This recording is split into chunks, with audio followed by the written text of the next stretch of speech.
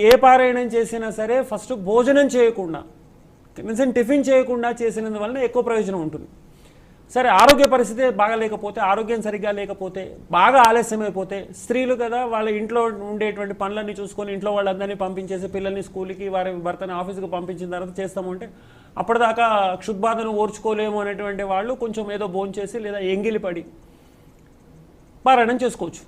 పారాయణం చేసుకునేటప్పుడు రెండు రకాలుగా ఉంటుంది. ఒకటి కోరికతో చేసుకోవడము, రెండవది కోరిక లేకుండా చేసుకోవడము. కోరికతో చేసుకునేటువంటి పారాయణాలు అయితే ఖచ్చితంగా నిష్టగా చేయాలి. కోరిక లేదు, నా నిత్యకృత్యంలాగా చేసుకుంటున్నాను అనుకుంటున్నాం అనుకోండి, అప్పుడు ఎటువంటి ఇబ్బంది కూడా లేదు.